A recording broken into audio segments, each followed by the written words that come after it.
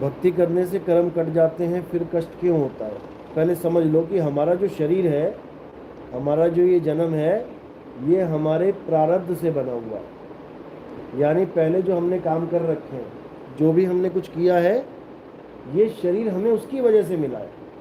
हमने खूब अच्छे अच्छे काम किए हैं तो शरीर भी अच्छा मिल जाएगा, सुंदर मिल जाएगा, सुडौल मिल जाएगा, और घर भी अच्छा मिल जाएगा। किसी अच्छे मंत्री के यहाँ, किसी बड़े बाबू के यहाँ, किसी अमीर आदमी के यहाँ तुम पैदा हो जाओगे, तुम्हारा शरीर पैदा हो जाएगा।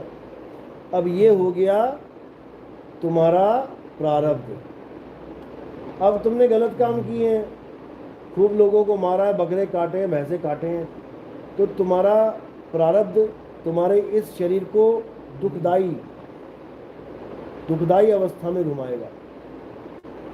यानी उसमें लिख दिया कि तेरा पैर कटेगा, तेरा हाथ कटेगा, अंधा हो जाएगा, बीमारियां लग जाएंगी। अब ये तुम्हारा प्रारब्ध है, ये होना ही होना है।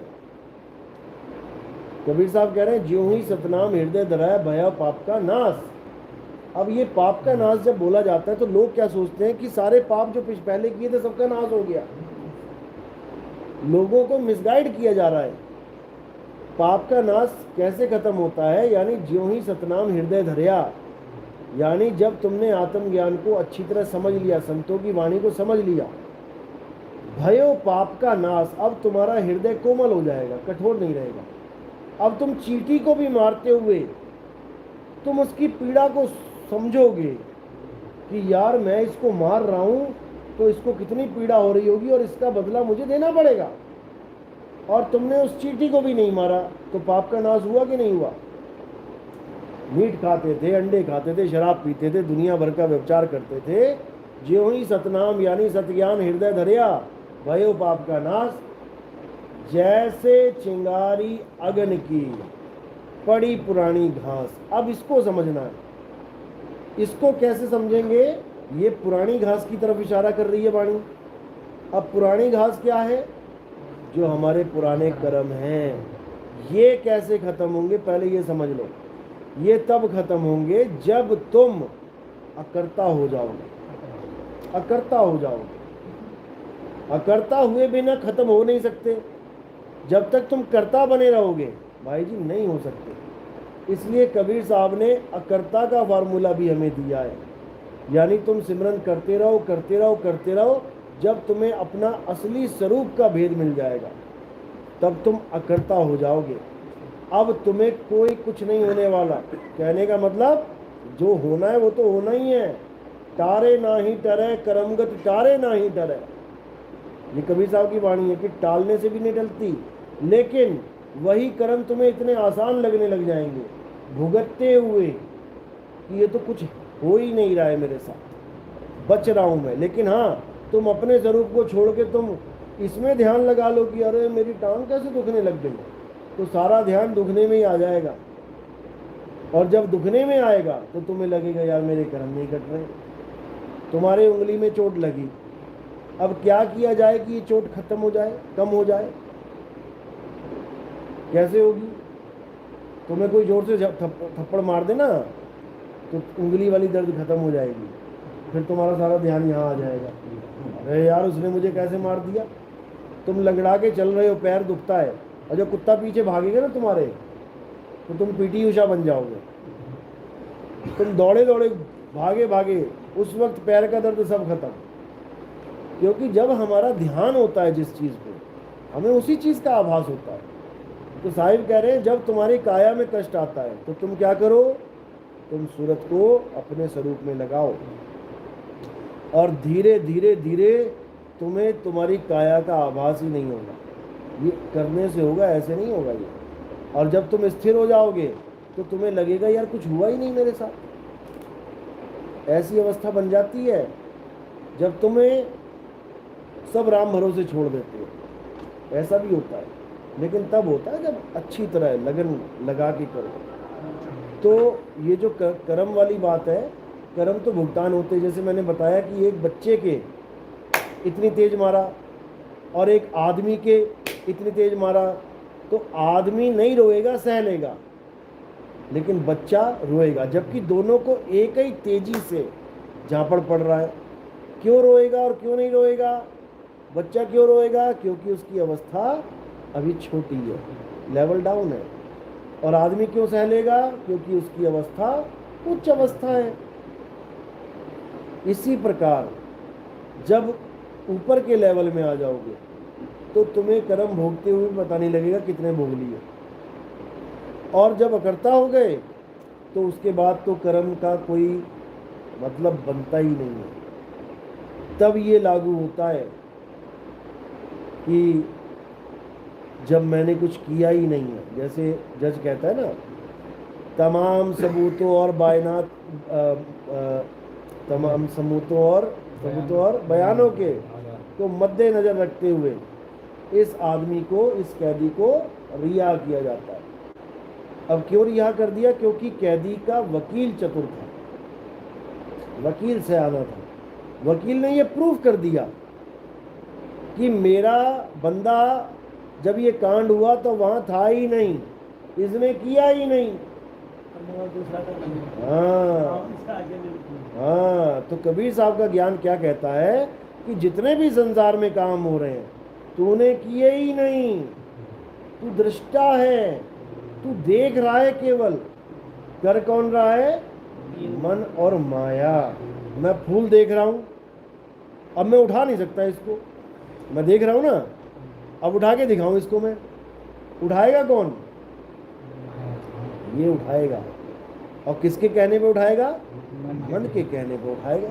तो सारे काम मन और माया ही कर रही है, लेकिन भुगतान किसको देना पड़ रहा है?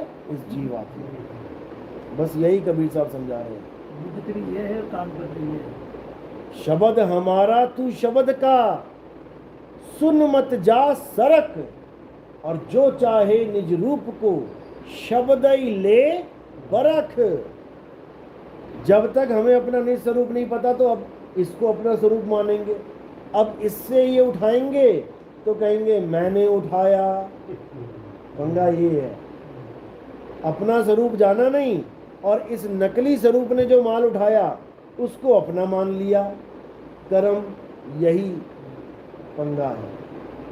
अब जब निज स्वरूप को जान लिया, जो चाहे निज रूप को, तो शब्द ही ले परख। ये वाणी अभी भगत जी ने दिखाई, ये रामपाल जी की पुस्तक में है, ये वाणी छपी हुई है। और भगत जी अपने ही गुरु भाइयों को जब कह रहे हैं वहां पे जो कि देखो ये वाणी क्या कह रही है, जो चाहो निज रूप को प्राप्त करना है, तो वो क्या कह रहे हैं? नहीं नहीं नहीं, ऐसा कुछ नहीं है। और जबकि वाणी छाप बैठे हैं। अब बताओ, इसी को बोला गया है कि आदि नाम हम भाग सुनाया, और मूर्ख जीव समझ नहीं पाया। वो भी लिखा हुआ, मुझे हार वाली ना सखी हार बताई। हाँ, वो भी लिखा हुआ। कौन सा बताया? सखी से नामदेव जी की वाणी। हाँ, सखी सहेली ने भेद बताया कि गले में हार पड़ा है और मैं गले में हार डाल के भूल गई गले में और ढूंढ रही हूँ। अब मेरी सखी सहेली ने बताया कि जिसको तू ढूंढ रही है वो तो गले में पहन रखा है। तो कहते हैं ना कहीं गया ना आया, कि मुझे कहीं जाने की जरूरत ही नहीं पड़ी, जो वस्तु थी वो मुझे मिल गई। कई बार है इनमें मतलब लेकिन ये पकड़। हाँ, इसी को बोला है ना कि आदि नाम हम भाग सुनाया, वाणी के द्वारा भाग के सुना दिया कि जो चाहो निज तत्व को। अब निज तत्व ही आदि नाम है, भाग के सुना भी दिया, वाणी में लिखवा भी दिया। अब लेकिन समझे कौन इसे? तो कह रहे हैं आदि नाम हम भाग सुनाया, और ये मूर्ख जीव समझ नहीं पाए। अब ये दिक्कत है इन लोगों के साथ। अब कोई समझाए तो बुरा बन जाए, इसलिए ठीक है जहाँ लगे लगे रहने दो। हाँ जी, और कोई सवाल? इसमें लिखा है कि गुरु पारस को अंतरो जानत संत सुजान, बोलो समझन करे गुरु कर। और इसी में ये भी आया कि भाई बिना गुरु के परमात्मा मिल जाता है। नहीं, देखो वाणियों को तोड़ने मरोड़ने वाले संत बहुत बैठे हैं। पहले तो ये समझ लो, वाणी का आप अर्थ तभी कर पाओगे जब आपने शब्द का अनुभव कर लिया। जब शब्द का अनुभव कर लिया तो सारी वाणियाँ खुल जाएंगी। फिर आपको ये समझ में आ जाएगा कि सदगुरु और सतगुरु, इनमें भेद क्या है? गुरु में यानी देही गुरु में और शब्द गुरु में भेद क्या है? तो वाणी क्या कह रही है? वाणी कह रही है साहब कि ये अपने गुरु पारस को अंतरो जानत संत गुरु और पारस का जो अंतर है, जाने संत सुजान। गुरु और पारस में क्या अंतर है? वो लोहा कंचन करे, गुरु कर ले आप समान। अब इस वाणी को समझो क्या कह रही है। गुरु कर ले आप समान, इसमें भेद है। कैसे करेगा गुरु अपने समान? एक आदमी गुरु है, उसने एक लेडीज को नाम दे दिया, चेली बन गई। अब वो कैसे करेगा अपने जैसा लेडीज को? क्या वो भी आदमी बन जाएगी? तो कैसे, किसकी बात चल रही है यहाँ पे? देह गुरु की बात चल रही है? नहीं चल रही है। देह गुरु की बात नहीं चल रही है, शब्द गुरु की बात चल रही है कि वो अपने जैसा कर लेगा। कैसे करेगा? जैसे समुद्र नदी को अपने जैसा कर लेता है। कोई भी नदी है, जब वो समुद्र में गिरती है, क्या वो नदी रह जाती है? बस इसी को बोला, गुरु को कीजिए दंडवत, कोटि कोटि प्रणाम। कीट न जाने भृंग को, गुरु कर ले आप समान। ये शब्द गुरु की महिमा है भाई। शब्द गुरु शिष्य को अपने जैसा करता है। तुम्हारी सूरत को जब वो शब्द अपने में समेटेगा तो तुम में और शब्द में कोई फर्क ही नहीं रह जाएगा। फिर तुम्हारी अवस्था ये बन जाएगी कि हम है शब्द शब्द हम आई, हमसे भिन्न और कछु नहीं, क्योंकि सूरत शब्द में लीन हो गई। अब दोनों एक रूप हो गए। वहाँ पर द्वैत नहीं रहेगा कि तुम कहोगे कि परमात्मा सिंहासन पे बैठा हो, मैं जाके चवर करूं। फिर चवर वाला काम खत्म हो जाएगा। चवर तब तक करोगे जब तक तुम किसी और को परमात्मा मान बैठे हो। यहाँ पर परमात्मा हो जाना है, और परमात्मा होने का मतलब है सूरत को शब्द से जोड़ लेना है, अपनी हस्ती खत्म कर देनी है, जीव अवस्था खत्म कर देनी है। बस यही है, कोई अंतर्यामी नहीं बन जाओगे। नदी सारे शहरों को छोड़ के समुद्र में मिल रही है तो सारे शहरों का काम खत्म। अब वो किसी शहर को नहीं जानती। पहले वो चित्रकूट को भी जान रही है, हरिद्वार को भी जान रही है, ऋषिकेश को भी जान रही है, कितने घाटों को जान रही है। अब वो जब समुद्र में समा गई, अब वो किसी से भी कोई वास्ता नहीं रह गया। अब वो अपने आप में लीन है, अपने स्वरूप को पा लिया उसने। किसी और का ज्ञान नहीं है, अपना ज्ञान प्राप्त करना। बात ये है, शब्द विहंगम चाल है। तो यहाँ पर शब्द गुरु की बात है। देह गुरु जो होता है ये अपने ऊपर फिट करते हैं वाणियाँ, इसीलिए हमारे सत्संग कड़वे करीले लगते हैं। इनको कड़वे लगते हैं देही गुरुओं को, क्योंकि मैं देह गुरु का खंडन करता हूँ। जब ऐसी वाणियाँ आती हैं तब, और जहाँ देही गुरु की महिमा गाई है वो भी है, ऐसा नहीं है कि महिमा नहीं गाई है, लेकिन जहाँ तक महिमा गाई है इसको वहीं तक रहने दो। 10वीं का टीचर भी टीचर है, 5वीं का टीचर भी टीचर है। अब तुम 5वीं के टीचर को बोलने लग जाओ ये PhD का टीचर है, ये गलत है। टीचर बोलो, जरूर बोलो, ये भी बोलो कि इसके बिना तुम आगे नहीं बढ़ सकते। बिल्कुल सही बात है। 5वीं का टीचर तुम्हें ना पढ़ाए तुम 5वीं पास नहीं हो सकते, कितनी बार एग्जाम दे लो। अगर टीचर तुम्हें गलत पढ़ाने लग जाए तो तुम वैसे ही मारे गए।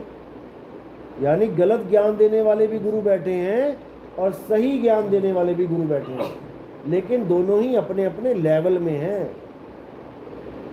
तो सेवा देही गुरु की भी बोली है, सेवा को दो ही भले, दो बोल दिया ना। अब कई लोग ऐसे हैं जो कहते हैं गुरु तो शरीर होता ही नहीं है, देही गुरु तो कुछ होता ही नहीं है। जितनी बार भी गुरु आया है वाणी में ये परमात्मा के लिए है, तो फिर परमात्मा क्या दो हैं? अब दो बता दिए यहाँ पे। अब तुम सिद्ध करके दिखा दो कि यहाँ परमात्मा दो हैं। नहीं सिद्ध कर सकते, क्योंकि बिना गुरु के ज्ञान नहीं मिल सकता। आज जितना ये फालतू बातें करते हैं जो लोग गुरुओं के खिलाफ, अरे ये वही लोग हैं जो गुरुओं के पास धक्के खा रहे थे। जो थोड़ा थोड़ा थोड़ा इधर से थोड़ा उधर से लेके आज खुद ही गुरु बने बैठे हैं और खुद ही कह रहे हैं गुरु की जरूरत नहीं है। तुम क्यों बैठे हो, तुम क्यों ज्ञान दे रहे हो? जब गुरु की जरूरत नहीं है तो अपने आप ही ज्ञान हो जाएगा सबको, जैसे तुम्हें हो गया बिना गुरु के। तब क्यों लोगों को फोन कर रहे हो कि आओ हमसे नाम ले लो, हमसे ज्ञान समझ लो? अब जैसे तुम्हें हुआ वैसे सबको हो जाएगा। प्रकृति सबके लिए एक है। सूर्य उगा तुम्हारे लिए भी उगा, पड़ोसी के लिए भी उगा, सबके लिए उग गया। फिर तुम्हारी क्या जरूरत है हमें? भेदभाव तो वो कर रहे हैं। तो फिर तो ये सब मूर्खता है। बिना गुरु के ज्ञान नहीं होता। सेवा को दो ही भले, एक संत एक राम। राम है दाता मुक्ति का, संत जपावे नाम। लेवल बता दिए ना।